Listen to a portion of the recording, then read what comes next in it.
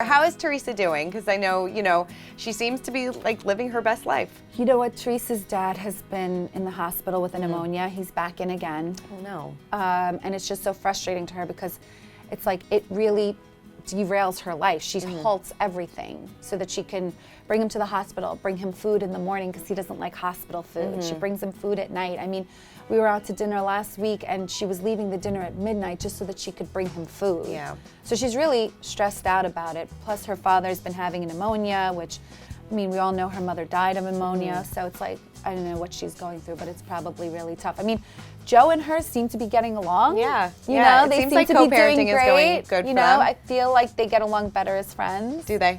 Yeah. You know, and really they're just trying to be strong and united for the girls. You know, they just don't want any bad things to come out bashing each other for their daughter. Right. Does it seem like almost the pressure has been lifted off of her? Yes. Yeah. She's finally like happy that she could talk about it without having to walk on eggshells. Yeah. Is she dating again? No. No? No. She's not even into that. I think she's just really concentrating on her girls getting used to the fact that this is how it's going to be. Sure. She's not jumping into anything anytime soon. What kind of guy would you want to see her with?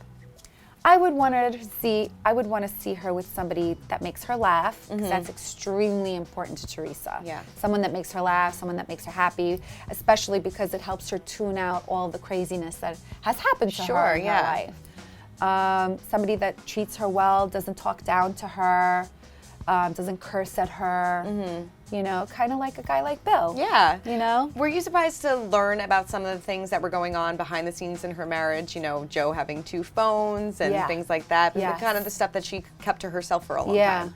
I was so surprised, A, that it happened, and B, that she was able to be so vocal about it. But that just goes to show you that time really does heal all wounds. Like, had this been maybe 6-7 years ago, she probably would have denied it to the end, because you don't understand. It's not that these women sit here and are accepting this behavior from their spouse. They have children. We have a family here.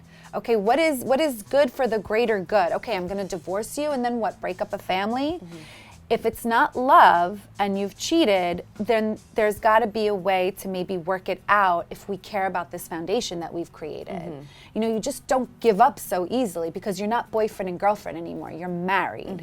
And, you know, she's Italian and she's traditional. And there's the guilt of being the one that breaks up a family. So yes, maybe you found out your spouse did something and you want to break up because of what he did, but then you're the guilty party. You know, so it's like all that pressure is on you. And as mothers, we learn to swallow our pride and swallow things for the greater good. And we always take the shitty piece of burnt toast, right? It's very true, We take the shitty piece of burnt toast for us so that our kids can be happy. Right. But it's good that she's happy now that they It's are really friends. good. It really is. It's great. And I think this was a long time coming. Yeah. Because they've grown apart. Well, how could you not? How could you not? Teresa kind of egged Danielle on to pull Margaret's hair. When you found that out, did your opinion of Teresa change at all? Because I know that you're close with her. You know what? I understand why Teresa did what she did, and I'm not going to elaborate too much because we talk about it at reunion. Okay. And also, in Teresa's defense, and also my defense, we didn't see how aggressive the pouring of the water was when it was happening. Like, by the time I turned around, I just saw Danielle wet. So I was like, what's the big deal? Somebody throws water on her. You know, the hair pulling was obviously very aggressive and volatile, and I do think that it deserved retaliation, but maybe not that aggressive.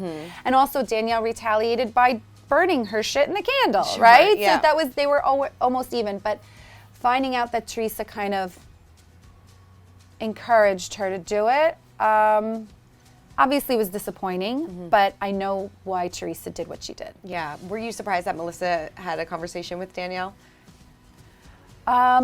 No. I mean, I knew that, listen, Danielle's going to find any way she can to seep her way into this group, right? And Teresa was already on her side, right? Teresa's been on her side the whole season.